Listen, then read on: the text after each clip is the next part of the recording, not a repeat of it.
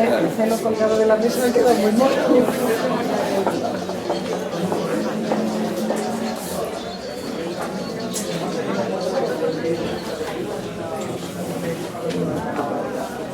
Voy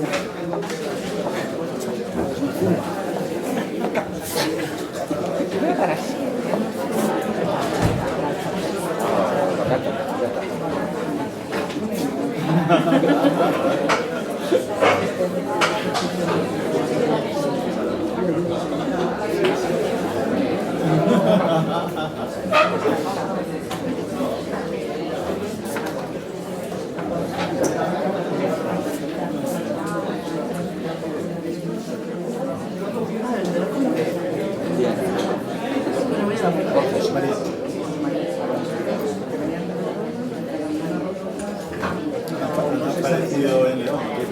Hasta la última, que no tiempo, pero vamos a empezar porque si no...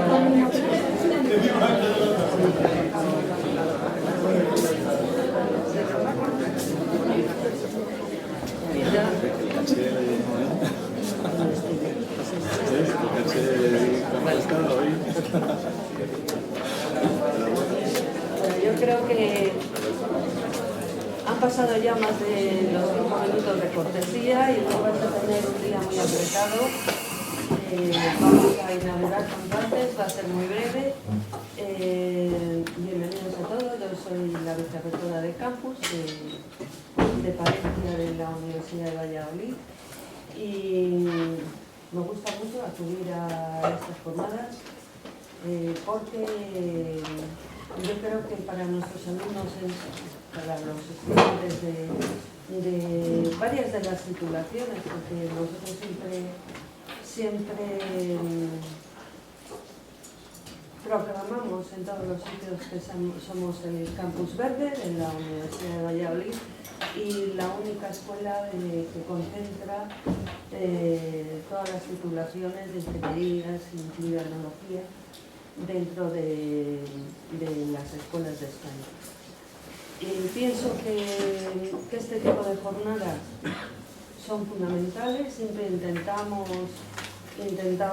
buscar ayuda externa para poder realizarlas porque pues, aunque muchas veces oigáis cosas que probablemente vuestros profesores ya os han contado, pues resulta que oídos por un profesional o por alguien que es de fuera del campus parece que son más verdad. Y eso pues siempre en el subconsciente de todos ocurre.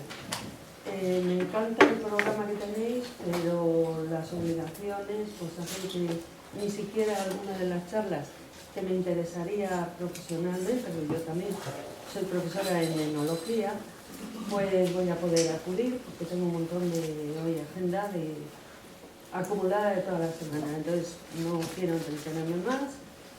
Bienvenidos y que tengáis una jornada muy provechosa. Bueno, pues vamos a empezar. Gracias a la vicerrectora por habernos acompañado y desde luego da gusto ver un año más que tenemos esto llenito prácticamente, muchos alumnos, muchos exalumnos, mucha gente que ya está trabajando y sobre todo muchísimas gracias a los conferenciantes. Deciros a los que habéis venido a escucharles que tenemos la suerte un año más de contar con profesionales excepcionales del sector del ámbito de la enología. Vamos a empezar sin más prolegómenos con el primero, con Patrice Pellerin, que nunca lo habíamos traído y bueno, es una autoridad a nivel internacional, bueno, lo veráis, intergaláctico, y nos va a hablar del tema de las enzimas, un tema muy trascendente, aunque Mercedes decía que os hablamos en clase, de lo que nosotros os contamos en clase a lo que os puede contar específicamente personas como él, seguro que no llegamos ni a la 100ª parte, pero traemos a los intergalácticos para que nos iluminen, también a los profesores. Así que muchísimas gracias, Patrice, y cuando quieras.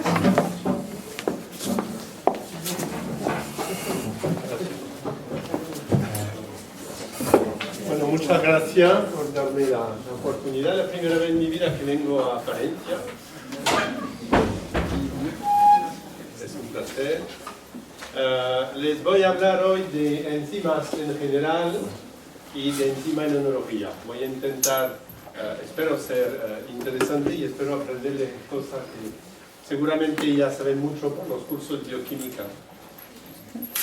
Voy a hablar un poco de lo que son las enzimas, cómo se producen, qué es la legislación que regula el uso de enzima en alimentación en general y en enología en particular. Y en la segunda parte hablaré un poco de cómo se aplican las enzimas en enología y para qué tipo de aplicación y qué tipo de ventaja. ¿Qué son las enzimas? Yo creo que ya todo el mundo lo sabe. Las enzimas son proteínas con actividad catalítica. Para mí es importante tener en mente dos cosas fundamentales. No hay vida sin enzimas. Todos los mecanismos del mundo vivo se deben a actividades enzimáticas.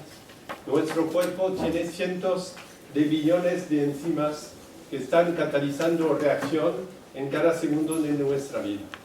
Y la segunda cosa importante, acordarse de la enzima, esta palabra, especificidad.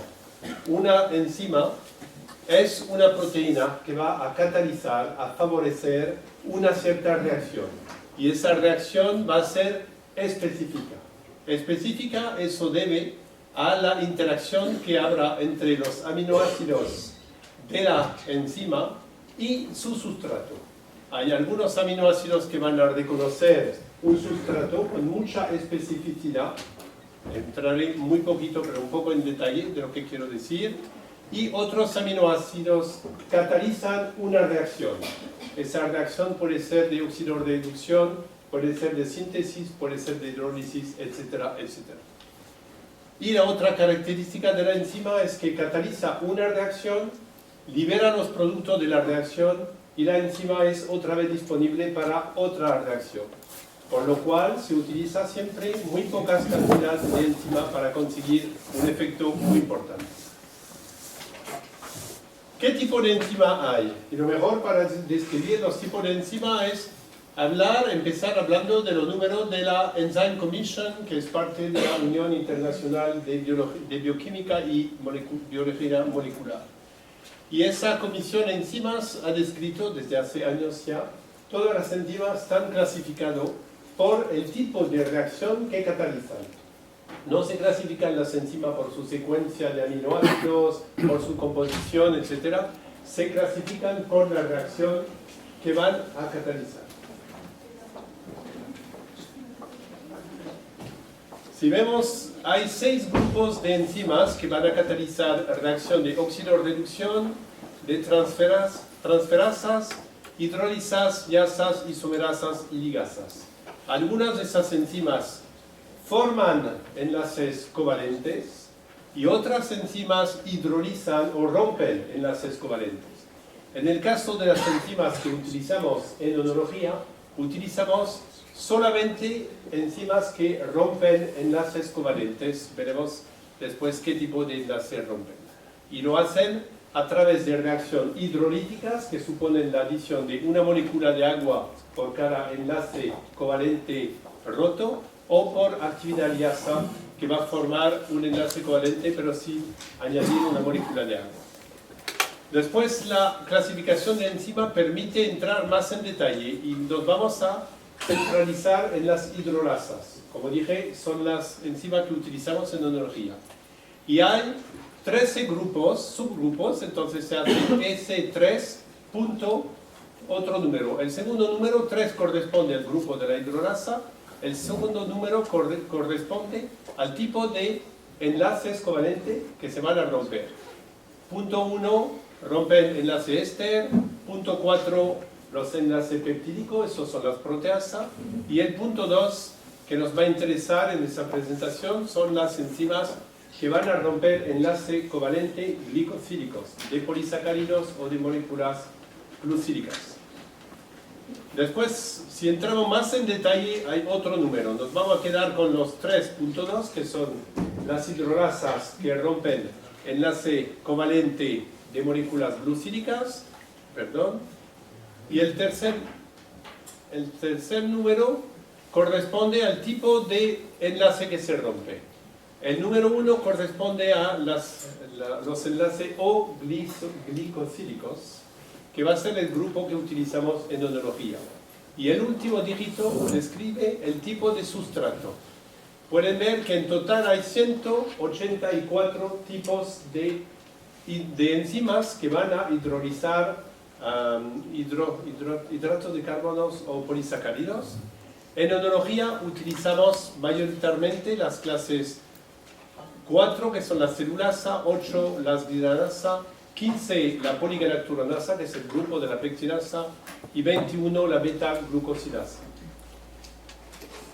Esa clasificación no representa tampoco la diversidad y la especificidad de las enzimas. Las enzimas tienen un modo de acción aún más específico, porque van a romper cierto tipo de enlace con cierto tipo de anomalía, cierto tipo de serie, etcétera, etcétera. Pero no voy a entrar demasiado en detalle. Las enzimas industriales, como dije, todos los seres vivos contienen enzimas que son imprescindibles para las reacciones del mundo vivo. Pero en la industria de enzimas utilizamos 4 grupos de organismos para producir enzimas. El más utilizado en general y el más utilizado en oenología son hongos. En general, hongos filamentosos, que pertenecen al género Aspergillus, que es el más utilizado en oenología, Aspergillus niger, Aculeatus y Oryzae. También pertenecen al género Trichoderma. Utilizamos enzima tipo Lortibrachiatum resei asianum, que eso es una fuente de beta-glucanasa en oenología. Y también celulasas se producen por el Disporophricum o Thanaromyces emersum. También se producen enzimas industriales a partir de bacterias. No se ven tanto en oenología, pero tienen que saber que en el mundo de la industria se utilizan especialmente cepas de Bacillus aminoliquefaciens originiformis, que son fuente de aminasas industriales, Bacillus subtilis y también Escherichia coli para aplicaciones fuera de la alimentación. Levaduras se utilizan también como fuente de levaduras de enzimas industriales, Saccharomyces cerevisiae, fuente de invertasa, o Cluireromyces lactis. Complicado decir palabra latina en castellano, lo siento. También se producen enzimas industriales a partir de plantas, y aquí ponemos 3 ejemplos: malta de cebada, la papaya, que es una fuente de proteína, y la piña también fuente de proteasa, perdón. Y se utilizan también tejidos animales, la clara de huevo, que es la fuente de una enzima utilizada en oenología, que es la lisosima, y páncreas de cerdo, estremado de becerro, que son fuente de fosfolipasa o de la proteasa que se utiliza en la producción de queso. Diría hoy, la producción moderna de enzimas industriales va cada vez más a la fermentación y cada vez menos a la extracción de enzimas a partir de planta o de tejidos animales. Eso por motivos de control de calidad, de seguridad de alimentación, etc. ¿Cómo se producen, si volvemos a la fermentación, cómo se producen enzimas industriales? Se producen a través de 2 procesos principales. Uno que es la fermentación sumergida, que es el que utilizamos en mi empresa y en, diría, la mayoría de las empresas productoras de enzimas, y otro que se llama el solid state fermentation, que es un sistema en donde se fermentan los hongos encima de un sustrato sólido en un ambiente húmedo, y después hay que extraer las enzimas producidas en la pasta. Nuestra empresa tenemos experiencia de producción de enzimas desde el año 1906, que son ya 110 años este año. Fue un alumno de Louis Pasteur, que se llamaba Auguste Boissin, en el norte de Francia, que descubrió la amilasa bacteriana y empezó a producir a partir de 1906 la amilasa con pequeños fermentadores. Sigue siendo nuestra empresa, seguimos produciendo en la misma planta, en el mismo lugar, en el norte de Francia, la ciudad se llama Seclin, y de ahí producimos enzimas para todo tipo de alimentación que exportamos en el mundo entero. Y la planta de Seclin es un sitio histórico, 110 años, pero con inversión cada año, por lo cual es una de las más modernas del mundo, y producimos exclusivamente por fermentación sumergida. Lo que quiere decir que cultivamos los microorganismos, levaduras, bacterias y hongos filamentosos en esos fermentadores que son de miles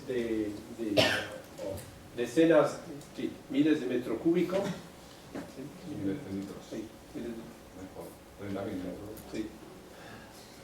Son, sí, decenas de miles de litros, perdón. Se produce, si han tenido curso de fermentación, por sistema fed batch, se empieza a cultivar el microorganismo y se llena progresivamente el fermentador, y cuando el fermentador está lleno, se para la fermentación. Lo que es interesante, los secretos de fabricación para producir una buena enzima están en todas las etapas. No lo más importante, pero una etapa fundamental es la cepa de producción que se utiliza. Para un tipo de enzima se utiliza no solo una especie de microorganismo, pero se utiliza una cepa. Vamos a tomar el ejemplo de una pectinasa. Vamos a empezar de una cepa de Aspergillus niger que tenemos en nuestra colección de microorganismos desde el año 1970, por ejemplo, si no se ha mejorado. Por cada lote que se produce, se empieza a partir de una gerosa en algunos mililitros, y eso se extrae de la colección central de la empresa, que conserva las cepas en su forma lo más estable posible. Y lo que es para mí siempre me fascina, que en pocas etapas se pasa de la gerosa a un pequeño Erlenmeyer de 50 mililitros, se cultiva el microorganismo con agitación, de eso se pasa a un pequeño fermentador de 15 litros, que se llama el Punt-Bus, pero eso no tiene importancia. De ese fermentador se pasa a una fermentación de inoculo, y de eso a la fermentación principal en fermentador de 30.000 litros o más. Lo que quiere decir que en 4 etapas se pasa de tener una gerosa a ir al fermentador principal. Según el tipo de microorganismo que se calcula, una producción puede tardar o puede fermentar una levadura en un día o dos, una bacteria también, y un microorganismo tipo Aspergillus tarda una semana en crecer en la fermentación principal.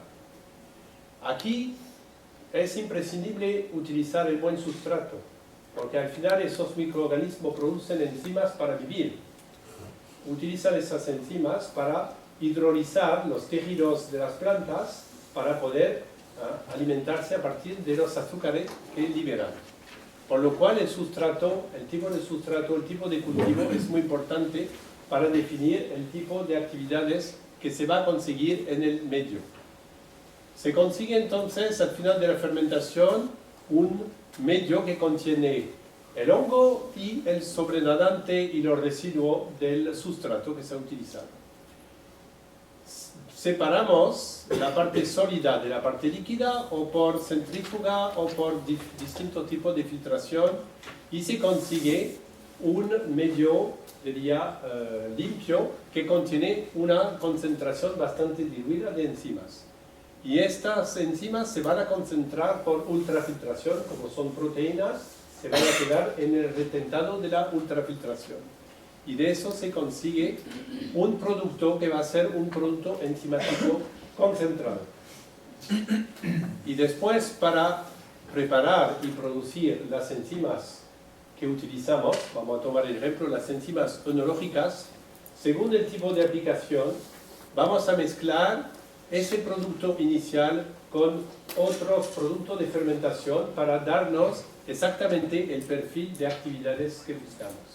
Y eso se hace o en fase líquida, para las enzimas que comercializamos en forma líquida, o se pasa por una torre de granulación por atomización, que permite tener productos en forma de microgranulado. No sé si tienen ideas de en dónde se utilizan las enzimas en la industria. No voy a decir en todas las industrias, pero aquí pueden ver una pequeña lista. Se utilizan enzimas en farmacia y en cosméticos. Se utilizan en detergente. El detergente es un mercado muy importante para las enzimas. Hay amilasa, hay lipasa, hay antocianasa, hay galactomanasa, etc. Cuando se compra un detergente para lavar la ropa especialmente. Se utiliza para producción de bioetanol, para hidrolizar o el almidón o hidrolizar ahora los glidados, etc. Se utiliza para producción de bioplástico en la industria textil, especialmente para los vaqueros de lavar, ¿cómo se llama? El blanquito. Eso se hace, antes se hacía con piedra, pero ya se hace con celulasa, etc. Se utiliza para la conversión del almidón, especialmente toda la comida que contiene jarabe de fructosa. El jarabe de fructosa se obtiene por hidrólisis completa del almidón y conversión después de la glucosa en fructosa. Se utiliza en alimentación animal y se utiliza también para la gente que pretende que tiene problema digestivo y come enzimas, ayuda a favorecer la digestión. Esas son todas las aplicaciones fuera de la alimentación. Es para decir que la industria de las enzimas está presente en muchos aspectos de nuestra vida cotidiana. En cuanto a alimentación, se utilizan enzimas en casi todos los sectores de la alimentación, como pueden ver aquí. Se utiliza en panadería, en industria lácteo, tanto para la leche, ahora se ve cada vez más leche con digestión fácil, que contiene una lactasa para hidrolizar en lactosa, en galactosa y glucosa. Se utiliza también en la industria de la carne, se utiliza en la producción de aceite, cervecería, zumo de fruta, producción de alcohol, mayonesa, galletas, patata frita, las Pringles, por ejemplo, etcétera, etcétera. Entonces, cada día ustedes comen enzimas en, diría, muchos aspectos de los productos que consumimos. Y obviamente lo que nos interesa hoy se utilizan enzimas en onología. En nuestra planta de DSM Food Specialties en el norte de Francia producimos enzimas exclusivamente para aplicación para la alimentación. ¿Por qué exclusivamente para la alimentación? Porque eso tenemos obviamente el requisito de seguridad alimentaria, que son muy precisos. Entonces, mejor tener encima plantas de producción dedicadas a cierto tipo de enzima, para detergente, para textil, para alimentación, etc. Y producimos para todos los sectores, que sean panificación, otra vez, producción de cerveza, de quesos, mayonesa, etcétera, etcétera. Voy a hablar un poco de la legislación y del uso de enzimas. Hablando ahora de enzimas en alimentación, no voy a hablar de otros sectores ya. Las enzimas tienen, como definición, son coadyuvantes de elaboración, por lo cual no se consideran como aditivos en la comida, por dos motivos, porque o están ausentes en el producto final y se utilizan en la elaboración de los productos, o están todavía presentes pero no están funcionalmente activas. Por lo cual las enzimas no tienen ninguna obligación de etiquetas en los productos que van al consumidor final. Y pueden verificar en los productos que van a consumir hoy o mañana en casa, en ninguna etiqueta aparece la mención de las enzimas que se han utilizado. Eso es por la definición que son coadyuvantes de elaboración. Hay dos excepciones, la invertasa y la lisozima, que tienen estatus de aditivos, por lo cual están los dos sometidos a etiquetas. Mejor ejemplo para la invertasa es lo After Eight. No sé si eso hay en España. Sí. En los After Eight, nosotros comercializamos invertasa para los After Eight, para que la sacarosa no sea crujiente, que sea algo muy blando, sino hubiera cristales y heterogeneidad en el producto. Y en el After Eight se ve la invertasa está mencionada en la contraetiqueta. Y la lisozima en los quesos no les utiliza también esta etiqueta. Eso porque tienen ese estatus de aditivo, porque siguen siendo funcionalmente activos en el producto final. La legislación europea, tenemos en Bruselas mucha gente que tiene que ocupar, entonces pasan mucho tiempo definiendo legislación y regulando y volviendo a regular, y dedicaré una parte importante de mi carrera en hablar con esa gente. Ahora tenemos la regla 1332-2008, la menciono porque es importante. Define la regla de etiqueta, define todo cómo se tiene que utilizar las enzimas y define la regla de etiqueta y hace dos categorías. Productos que van al consumidor final y productos que van a industria de transformación. En el caso de las enzimas enológicas, no las vendemos al consumidor final, no vendemos a la gente que va al supermercado, vendemos a productores de vino, por lo cual tenemos etiquetado específico según el tipo de mercado. Más interesante, como en Bruselas no saben qué hacer, están ahora trabajando en hacer una lista positiva de todas las enzimas aprobadas en la Unión Europea. Ese proyecto, tengo una compañera de DSM, se ha jubilado hace poco y empezó a trabajar en ese proyecto cuando entró en la empresa hace 30 años. Es decir, si va a un ritmo rápido. Y ahora todas las enzimas que se utilizan en Europa para la producción de alimentación, hemos tenido que hacer dossier para cada enzima, para explicar cómo se aplicaba, etcétera, etcétera. Y parece que todavía hay debate porque debería haber una publicación de una lista positiva en 2020, pero ya han dicho que eso esperará hasta como mínimo el 2025. Así que tenemos algunos años más ocupado con ese reglamento. En cuanto a la enología, en Europa tenemos la legislación europea que define lo que se puede utilizar en la alimentación en general, incluyendo el vino, pero también tenemos la legislación internacional definida por la OIV, la Office International de la Viña y Vino. La OIV regula todos los procesos y los productos que se pueden utilizar en enología a través de dos documentos, ¿cómo se dice en español? El Código de Práctica Enológica Internacional, el Código de Prácticas Enológicas Internacionales, que define qué tipo de procesos se pueden utilizar, y el Codex Enológico Internacional, que define la composición, la formulación, la característica de los productos. Y ahora la legislación de la OIV tiene su traducción instantánea en la legislación europea, que eso no era el caso ya hace algunos años.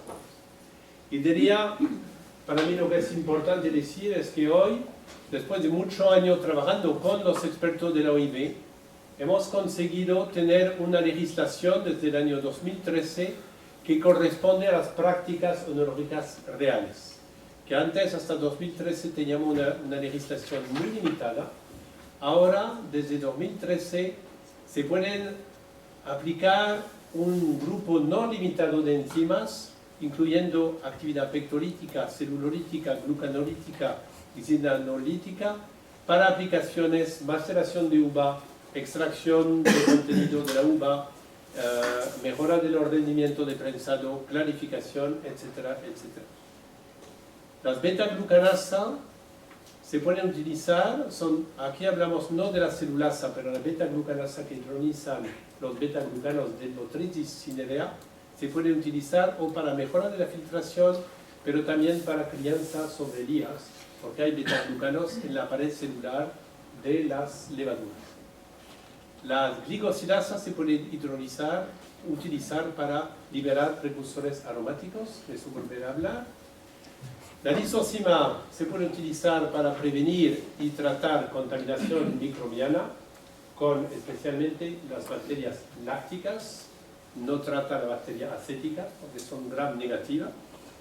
Y es interesante ver que hay un grupo de enzimas que está en la legislación, son la ureasa, pero ese producto nunca existió, nunca se comercializó, tiene una existencia fantasma. Existe a nivel legal, pero no existe en el mercado. ¿Qué tipo de microorganismo utilizamos para producir esas enzimas? Como dije, tenemos enzimas para hidrolizar polisacáridos, pectinas, celulasa, beta-glucanos, xiloglucanos, xilanasa, etc. Eso en general vienen de Aspergillus tiger, Aculeatus o de Trichoderma, por fermentación, como dije, sumergida o de superficie. La beta-glicosilasa están producidas por Aspergillus niger. La beta-glucanasa para hidrolizar beta-glucanos de botrytis están hechos por cepas de Trichoderma, Arzianum o de otras especies. Y la lisosiva, ya la mencioné, está extraída de la clara del huevo. ¿Cómo se formulan esos productos? Hablé antes en la producción que había enzimas, existen en dos formas, líquidas o granuladas. Las líquidas están estabilizadas por un sistema muy sencillo, que es una mezcla de glicerol y potasio de cloruro, que permite estabilizar la actividad enzimática y permite también evitar que haya crecimiento de hongos o de bacterias que irían a contaminar el producto. Y los productos granulados están secados con un soporte que es la maltodextrina, que es totalmente neutro.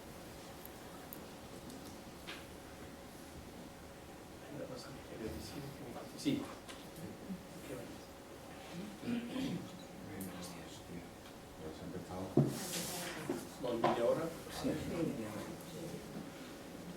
Quería decir una cosa sobre líquida y granulada.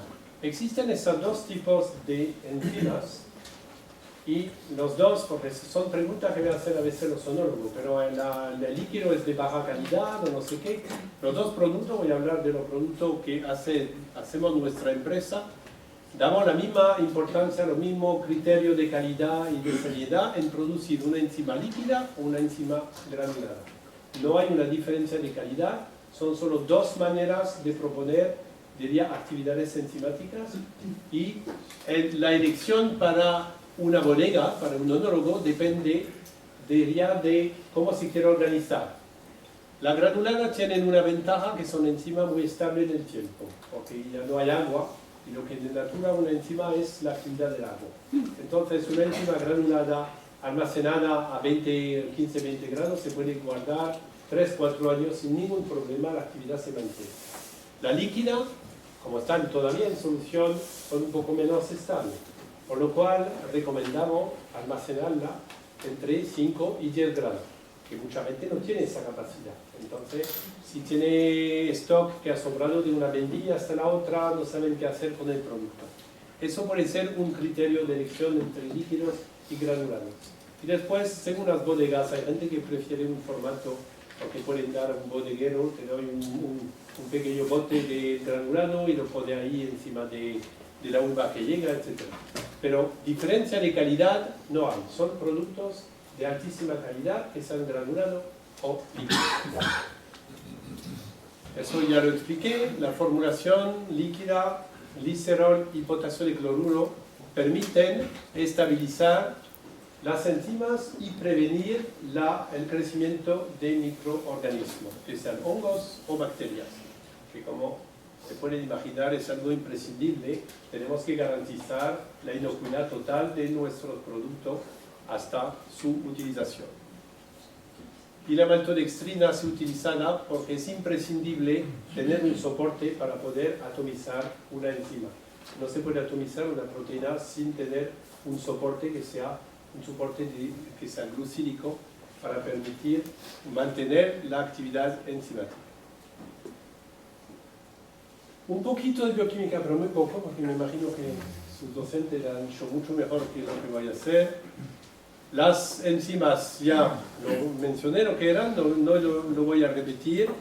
Solo quiero que tengamos en mente dos cosas. La enzima lo que hace no permite hacer reacción extraordinaria. La enzima solo acelera una reacción que iba a ocurrir de toda manera. Y una enzima no tiene energía, no trae energía en un sistema. Por lo cual solo permite una reacción que tenga el balance termodinámico favorable. Por eso se puede hidrolizar fácilmente un enlace glucílico. ¿Por qué? Porque el enlace glucílico hay que ponerle un ATP para hacerlo. Cuando se hace un polisacárido, por ejemplo celulosa, cada glucosa tiene que venir en forma de glucosil 6-fosfato con la energía de un ATP. Esa energía se utiliza para hacer el enlace covalente, por lo cual ese enlace se rompe solo. Eso quiere decir que una enzima solo puede hacer algo que tenga un balance energético de la reacción favorable. A veces la gente me pide, pero no podéis desarrollar una enzima para hacer tal reacción, pero si la reacción no es favorable, hay que utilizar un microorganismo, no una enzima, porque el microorganismo tiene su fuente de energía, pero la enzima no lo tiene. Entonces, la enzima solo permite algo que hubiera ocurrido de todas maneras. Lo único es que baja la energía de, ¿cómo se llama eso? De activación catalítica, lo baja de manera significativa, por lo cual acelera la reacción. Voy a tomar el ejemplo de una pectina, es lo que hidrolizamos en gran parte de inmunología. La pectina se hidrolizaría, pero tardaría semanas para hidrolizarse al pH del vino. Mientras con la enzima, en algunos minutos o media horita, una hora, se consigue la hidrólisis completa. Eso es algo que siempre hay que tener en mente.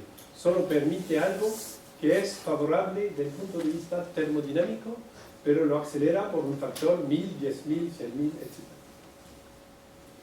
Cada enzima tiene, como son proteínas, tienen un grado de estabilidad y llega un momento que si especialmente sube la temperatura, pero hay otros factores, pero el que más nos interesa es la temperatura, que a partir de cierta temperatura la enzima pierde su actividad. Y si se sube más la temperatura, va a perder su actividad más rápidamente. Pero cuando sube la temperatura, también sube la actividad, porque la actividad del agua y la actividad de la molécula es superior. Por lo cual, cada enzima tiene un óptimo teórico, pero también un óptimo práctico. El práctico es una combinación entre tener más actividad y tener todavía la enzima estable. Eso es un criterio especialmente importante cuando se habla de rapidase para termominificación. No sé si hay mucho proceso en esta zona, creo que poco. Es una técnica de vinificación en pleno desarrollo y para la cual es muy importante tomar en cuenta ese tipo de criterios. Vemos que cuando trabajamos a baja temperatura, que es el caso en muchas aplicaciones enológicas, si hablamos de desfangado o de maceración pelicular a 10, 12, 14 grados, a veces menos de 10 grados, vemos que la actividad enzimática es bastante reducida.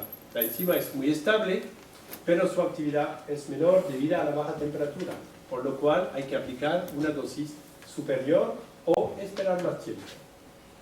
Pero en enología no se tiene mucho tiempo para elaborar en general un vino.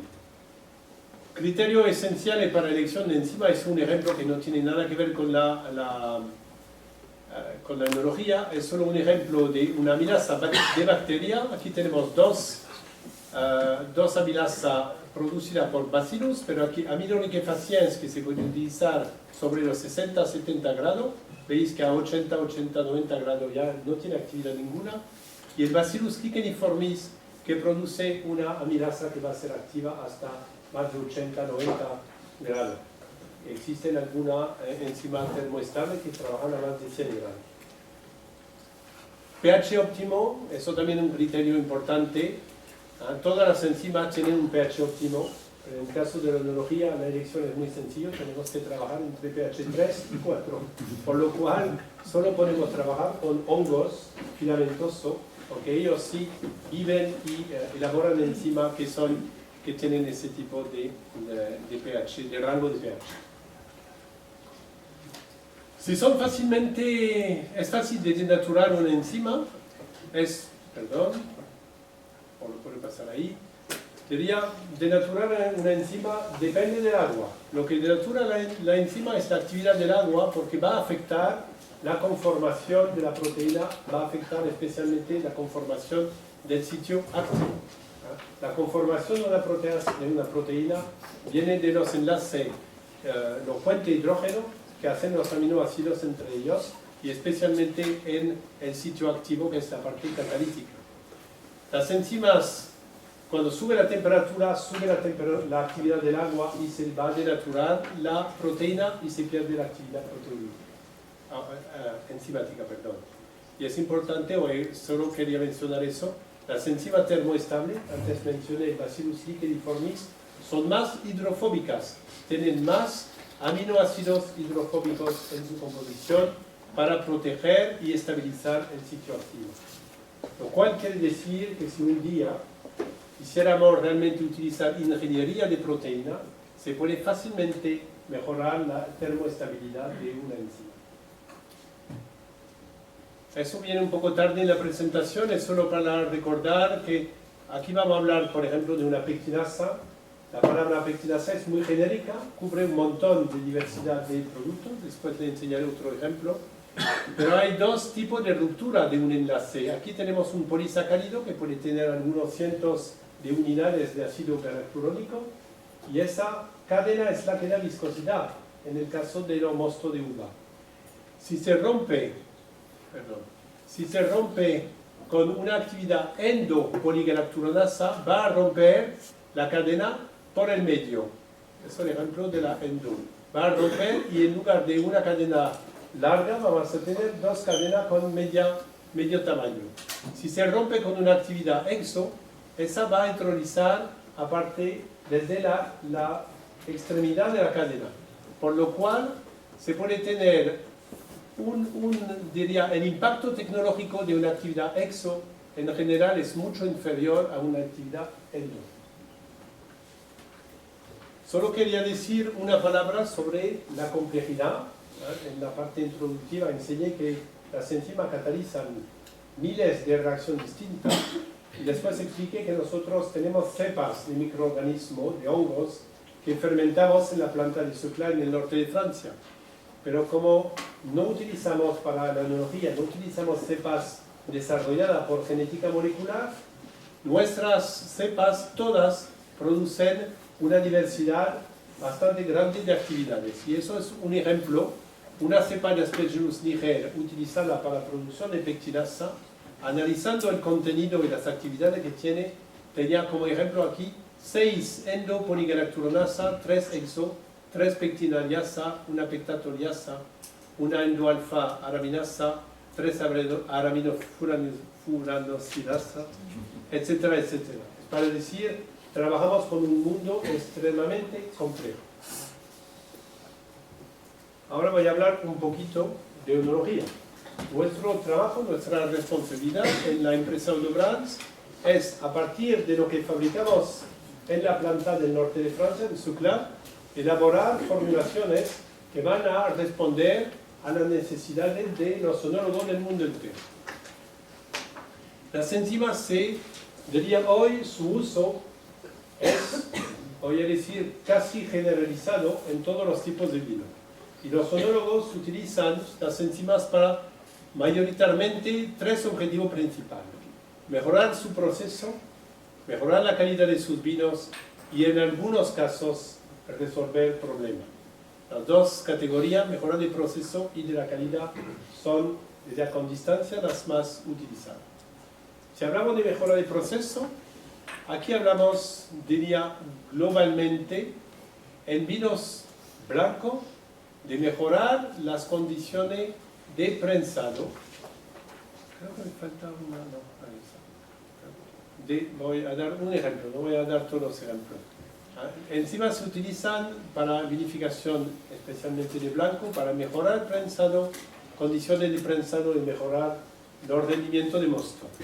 El tipo de enzima que se utiliza para eso son enzimas con actividad pectolítica y en nuestra formulación desarrollamos productos que tengan, yo no voy a entrar hoy en detalle de la bioquímica de la pectina, no sé si eso se dará en un curso de bioquímica de la uva, solo creo que hay que tener en mente que las pectinas son los polisacáridos más complejos del mundo vivo. No hay comparación, todos los demás polisacáridos son sencillos, tienen una heterogeneidad de composición, de enlace glucosílico, de la dimensión tridimensional que ningún otro polisacárido tiene. Por lo cual se hace falta muchas actividades para hidrolizar completamente una pectina. Y nosotros tenemos, para mejorar prensado y mejorar rendimiento de mosto, hemos desarrollado enzimas que tienen, diría, un rango de actividad pectolítica bastante amplio. Los beneficios aquí lo recuerdo, permite a partir de una cierta cantidad de uva conseguir más mosto flor, prensar en menos tiempo y y conseguir más mosto total. Por lo cual los beneficios son ahorro de coste, se tiene más rendimiento, ahorro de tiempo y de trabajo en el prensado, se ahorra un poco de energía y de agua, pero también se consigue más mosto de calidad. Por lo cual decía, aquí hablamos de mejora de proceso, pero al final cuando se mejora un proceso también se mejora la calidad de los productos que se obtienen. Nosotros hemos intentado definir las enzimas por su objetivo principal, pero cada enzima tiene también ventajas secundarias. Nos enfocamos en cuál es la mayor ventaja de esa enzima, pero esa mayor ventaja siempre tiene ventaja secundaria. Como aquí en ese ejemplo, alguien que quiere tener más rendimiento de mosto va a prensar menos tiempo, lo que quiere decir menos oxidación, menos aroma herbáceo, mosto más limpio, lo que permite también tener más mosto de calidad. Aquí es un pequeño ejemplo con nuestra enzima, que se llama la Rapidasa Extra Press, que se utiliza para mejorar de los prensados. Se puede aplicar, aquí hablamos de uva blanca, se puede aplicar o en la tolva de recepción o se puede aplicar después de despalillar y estrujar, en general antes de enfriar y llenar la prensa, o se puede aplicar la enzima al llenar la prensa. Cuando más tiempo de acción de la enzima, mejor su efecto. Por lo cual recomendamos, cuando se puede, añadir la enzima cuanto antes posible. Cuanto antes posible, evitando triturar demasiado. En lo cual, en este caso, con una aplicación de 1 a 3 mililitros por 100 kilos de uvas, pueden ver que la dosis es realmente muy baja, se consigue un mayor rendimiento en mosto flor, en mosto yema, y se consigue menos tiempo de prensado, condiciones de prensado menos drásticas para conseguir el mosto prensa. Para mí es importante siempre cuando visito una bodega, antes de recomendar una enzima y recomendar una dosis, recomendar un protocolo, es hablar con el onólogo. ¿Cuál es su objetivo? Me pasó hace poco tiempo en Argentina y vamos a ver a alguien pensando que él quería mejorar el rendimiento, pero no, él tenía otra idea, hay que escuchar siempre qué quiere. Y en cada objetivo de vinificación existe siempre una solución enzimática para mejorar y dar ese objetivo. En el caso de esta enzima, en general, consigue una depectinización bastante amplia, por lo menos en el mosto flor, lo que permite pasar al desfangado o la flotación sin demás adición de enzima. Y en el mosto prensa, como se tritura en las etapas de prensado, siempre hay que añadir un poco de una enzima pectolítica más básica, más sencilla, para conseguir la depectinización y poder conseguir la clarificación. Aquí veo, aquí he indicado algunos, diría, resultado medio. Con ese tipo de enzima se incrementa el mosto entre 4 y 15, 10-15%, se incrementa también el rendimiento total y se consigue eso en menos tiempo de prensado. Y diría, más difícil va a ser la uva a prensar, mejor el impacto. Si es una enzima con muy poca pectina que se prensa y se escurre fácilmente, hay poco impacto. Si es una, por distintas razones, tipo de variedad, condiciones climáticas, etc., una variedad de uva que va a ser difícil a prensar, se ve más la diferencia. Y aquí es solo un pequeño ejemplo en una cooperativa del sur de Francia que habíamos inventado. Ellos querían sacar más Chardonnay porque tenían al final más mercado de lo que podían abastecer y habíamos incrementado el rendimiento de 70-90 litros por tonelada de Chardonnay hasta 820. Una cooperativa que procesa 300.000 hectolitros, pueden calcular que la diferencia al final de la temporada era bastante importante. Mejora de proceso. También, creo que te voy a dar ejemplo de aplicación, pero también diría eso fue la primera aplicación de enzima, eran las enzimas para depectinizar los mostos y permitir su clarificación, que sea por flotación o que sea por desbordado o desfangado estático. Flotación son las enzimas, diría, más sencillas, solo hace falta reducir la viscosidad del mosto a través de una pectinasa que va a hidrolizar la cadena principal de las pectinas. Si hablamos de desfangado estático, y hace falta una enzima más concentrada y un poco más compleja. En los dos aspectos, mejoramos el proceso, ahorramos tiempo, permitimos tener un mosto en menos tiempo, pero también mejoramos la calidad del mosto, porque tenemos el mosto más clarificado que permite conseguir objetivo cualitativo más fácilmente. Creo que no voy a entrar en el detalle de ese proceso. No sé cómo voy de tiempo. Me queda un ratito ahora. Poco. Mejora de proceso también, enzimas para filtrar, tampoco voy a entrar en detalle, y porque no tiene mucha relevancia en esta zona, enzimas para termovinificación. La termovinificación es un proceso de elaboración del tinto que vemos en plena expansión para los vinos tinto, no voy a decir a granel, porque es un poco subjetivo, pero diría en donde no se busca mucha estructura y para ciertos mercados. Y ahí es imprescindible el uso de pectinasas termoestables para ese tipo de proceso. Mejora de la calidad, es muy sencillo. La gente quiere, en el caso de la uva blanca, liberar precursores aromáticos a partir de la piel de la uva, por lo cual hace falta ya enzimas un poco más complejas que la que presenté antes, que permiten especialmente incrementar la extracción de aromas y de sus precursores, especialmente en las etapas de maceración pelicular. Nosotros tenemos esa enzima que se llama rápidas de expresión aroma, que permite degradar las paredes celulares del ollejo para favorecer la liberación de los precursores aromáticos. Aquí es solo un ejemplo con un Sauvignon Blanc. Se aplica obviamente en variedades que tengan precursores. No sé si aplicaría tanto en un Aire, no sé, pero en un Sauvignon, un Verdejo, un Chardonnay, un Viognier, etc. Tiene mucho sentido aplicar ese tipo de enzima, que aquí recomendamos. Aquí era un ejemplo en una bodega en donde no hacían una maceración pelicular en un tanque separado, pero llenaban la prensa y dejaban 2 horas a 15 grados. Y eso es ya suficiente para conseguir más precursores aromáticos. Obviamente, si hubieran tenido la posibilidad de dejar algunas horas a 8 o 10 grados en un tanque de maceración pelicular, hubieran conseguido un efecto mejor. Y de ahí, bueno, eso al final del proceso se escurrió y se llegó al desfangado, y lo que nos interesa después analizar los vinos conseguidos comparado con sin enzima, y siempre tenemos una diferencia en contenido en aromas. Es un pequeño ejemplo, voy a ir muy brevemente, probando con el Instituto IFB en Francia, que trabajamos con Sauvignon Blanc del sur-oeste de Francia, la parte de Gaillac, que no es muy famoso, pero tiene un buen Sauvignon. Y ahí trabajamos protocolos sin enzima, con la expresión aroma y con nuestra enzima de liberación de color, para ver cómo iba a funcionar, haciendo una maceración 6 horas 18 grados, y aquí después fermentamos con distintas cepas de levadura.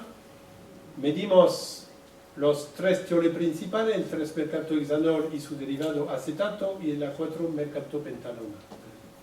Y los resultados están aquí. Pueden ver que obtenimos 25% más de 3-mercaptohexanol utilizando la rápida expresión aroma comparado con la control, o comparando con la otra formulación que no es una formulación para maceración pelicular.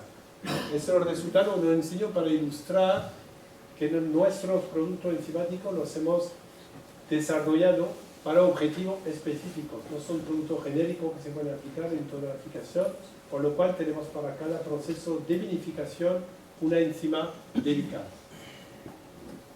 Mejora de la calidad en tinto, bastante sencillo. Hace 2 años hicimos una encuesta en 70 bodegas de 10 países distintos para saber qué esperaba la gente en vinificación en tinto de las enzimas. Esperan una cosa, es extraer más color y más polifenoles. Por lo cual, las enzimas que comercializamos para vinificación en tinto son enzimas de cual el objetivo es incrementar el color y el contenido en polifenoles de los vinos. Y eso se obtiene a través de formulaciones altamente concentradas y altamente complejas en actividad secundaria, ¿okay? Hay que debilitar las paredes celulares del oyejo, de la uva tinta, y esas paredes son muy gruesas, y para liberar más tanino y más color hace falta una hidrólisis bastante avanzada. Solo un ejemplo, un ensayo que hicimos con un instituto en España, todavía es España, en la región del Priorat, la gente de Vitec. Trabajamos con 2 enzimas. Nosotros tenemos 2 enzimas de maceración de tinto y trabajamos en esas condiciones a 3 gramos por 100 kilos de esas 2 enzimas y se hizo, diría, se hizo la maceración tradicional, creo que aquí está mejor explicado. El instituto se llama el Vitec, Parc Tecnologique del Vi, están en Falset, en Priorat, un sitio muy bonito. Y nos han hecho esa microvinificación o mini vinificación comparando sin enzima y con enzima con distintos tiempos de maceración, 4, 8 y 12 días.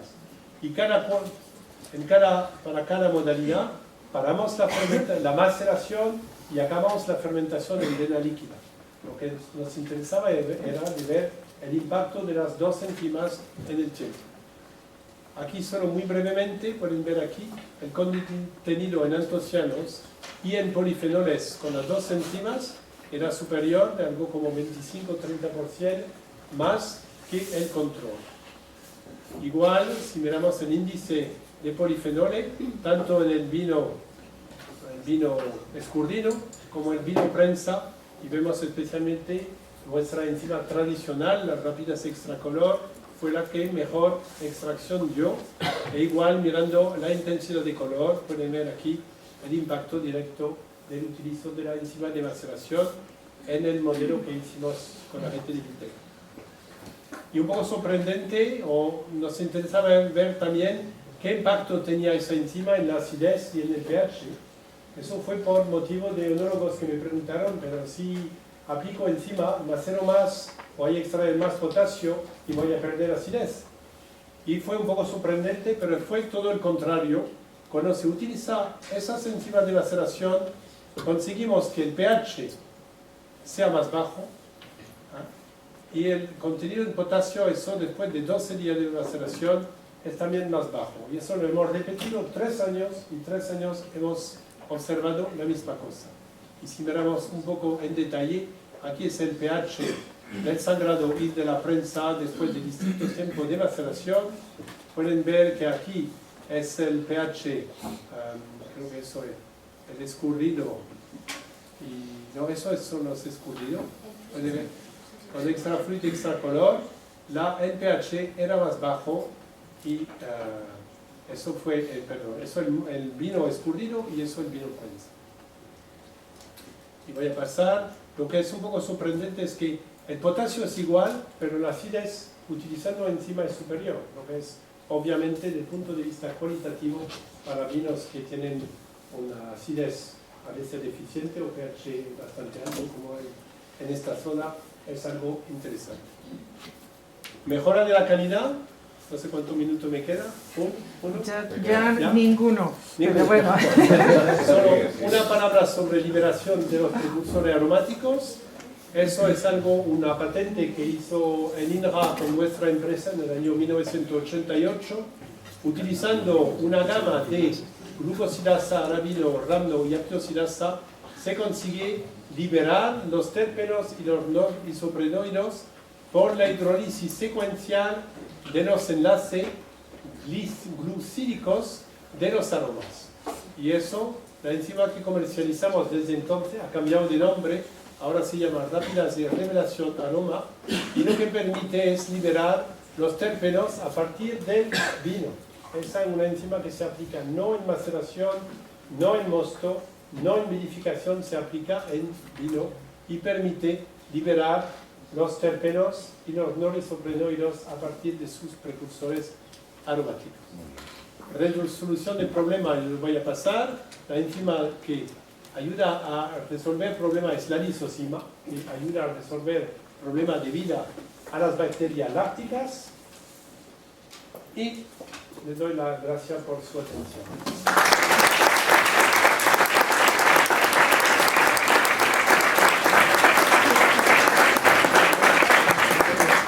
Bueno, ¿tenéis alguna pregunta?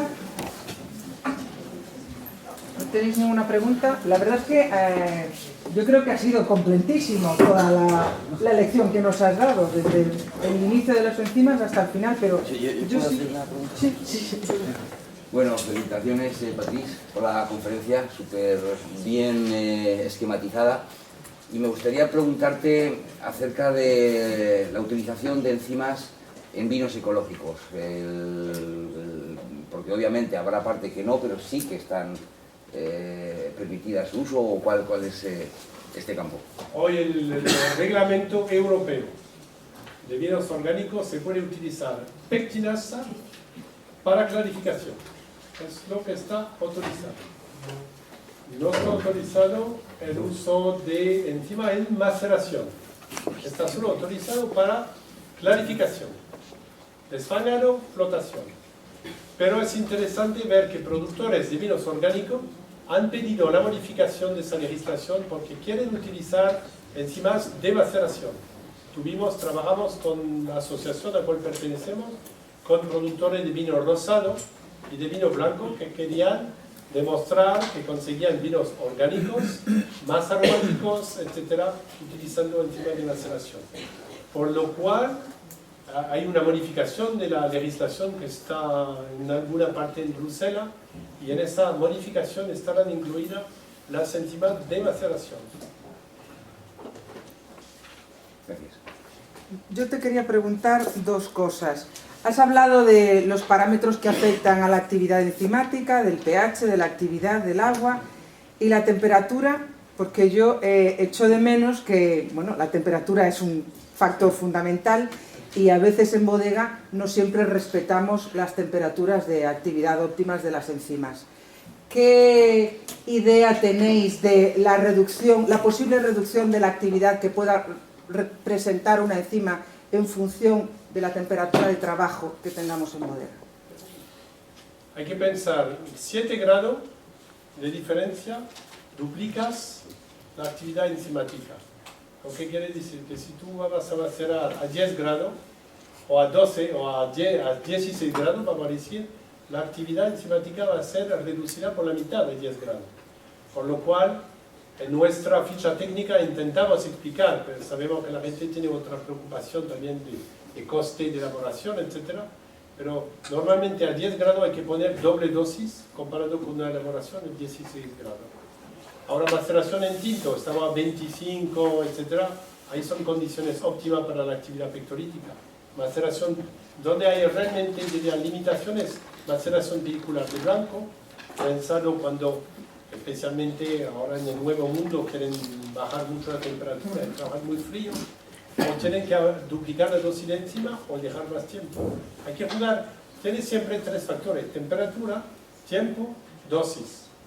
Y eso depende de qué cantidad de uva está llegando detrás, cuánto tiempo tengo para prensar, y evitando oxidación también, que si dejamos más tiempo, a baja temperatura se disuelve más el oxígeno, se oxida más, entonces es un balance que hay que encontrar. Ese es el problema ahora, ¿no? Que cada vez está más de moda, tanto en blancos como en tintos, las maceraciones, la criomaceración es todo a muy baja temperatura y que se pide un poco que las enzimas hagan milagritos y no.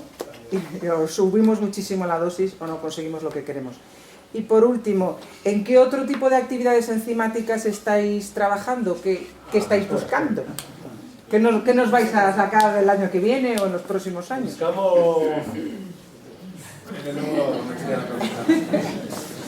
Buscamos tener respuesta a lo que pide la industria. Por lo cual, yo mencioné, hicimos una encuesta sabiendo, hablamos de tinto. ¿Qué quería la gente? Pensamos la gente quizás están buscando otra cosa. No, todavía la mayoría de la gente quiere color, por ejemplo. Eso es nuestra responsabilidad, pero no puedo entrar mucho en detalle de los productos nuevos. Y algo, has hablado de la lisocima para bacterias lácticas. Para otros microorganismos, tratar de luchar contra bretanomices empleando enzimas, ¿no lo habéis abordado? ¿No habéis visto la...?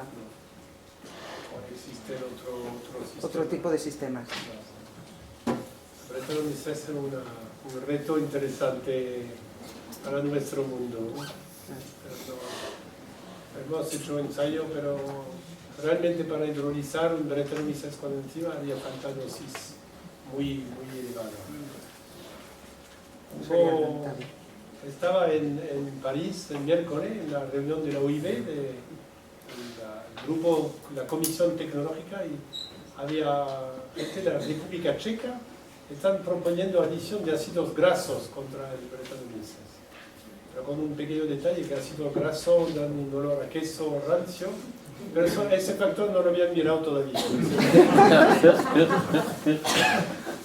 ¿Alguien tiene alguna pregunta? ¿No? Bueno, pues muchísimas gracias, Patricia.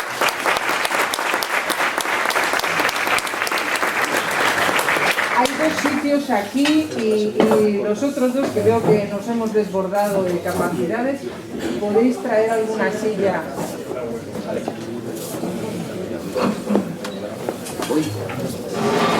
Sí, eres tú, ¿no?